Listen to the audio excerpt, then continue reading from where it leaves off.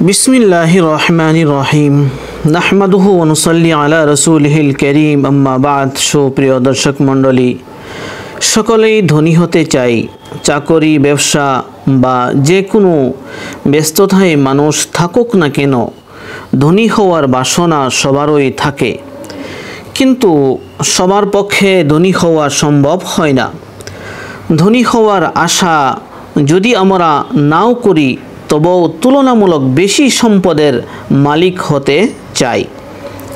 তবে সম্পদের মালিক হতে গেলে জীবনের অনেক অভ্যাস বদলে ফেলতে হবে, আর বিশেষ কিছু আমল ও দোয়া রহিয়াছে যেগুলো সঠিক মতে করতে পারলে অবশ্যই সম্পদ ধরা দিবে।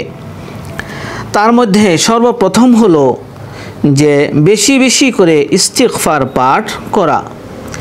ইস্তিগফার পাঠ করার মাধ্যমে মানুষের অভাব, অনাটন, আর্থিক অভাব দূর হয়, পাপ ক্ষমা হয়, এতে রিজিকে বরকত আসে এবং সন্তান সন্ততির অভাবও থাকে না।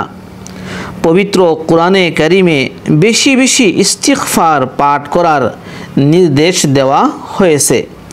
মহান আল্লাহ রাব্বুল আলামিন বলেন, তোমরা তোমাদের পালনকর্তার কাছে ক্ষমা প্রার্থনা করো, তিনি অত্যন্ত ক্ষমাশীল। তিনি তোমাদের ধন সম্পদ ও সন্তান সন্ততি বাড়িয়ে দিবেন। সূরা নূহ আয়াত নম্বর 10। তবে প্রতিদিন যাতে কমপক্ষে 1000 বার পাঠ করা হয়। দ্বিতীয়টি হলো আত্মীয়তার সম্পর্ক বজায় রাখা। আত্মীয়দের সঙ্গে সম্পর্ক রিজিক বৃদ্ধি করে দেয়। নবী করিম সাল্লাল্লাহু আলাইহি ওয়াসাল্লাম বলেছেন, যে ব্যক্তি চায় তার রিজিক বৃদ্ধি হোক, সে যেন আত্মীয়দের সঙ্গে সৎ আচরণ করে তাদের সঙ্গে সম্পর্ক বজায় রাখে। সহিহ বুখারী। তৃতীয় আমলটি হলো যে মহান প্রতিপালক আল্লাহ রাব্বুল আলামিনের কাছে দোয়া করা।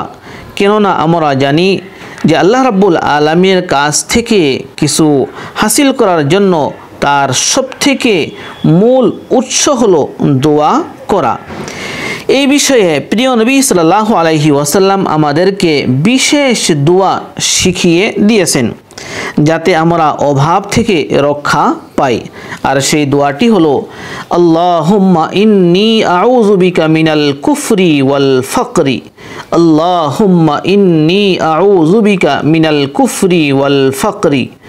আল্লাহুম্মা ইন্নী আউযু বিকা মিনাল কুফরি ওয়াল ফাকরি। যার অর্থ হলো, হে আল্লাহ, কুফরি ও দারিদ্রতা থেকে আপনার আশ্রয় প্রার্থনা করছি। তবে এই আমলগুলো নিয়মিত পালন করলে, পূর্ণ বিশ্বাস এবং ইয়াকিনের সহিত আদায় করলে জীবনে ধন সম্পদ সচ্ছলতা অবশ্যই আসবে ইনশাআল্লাহু তাআলা।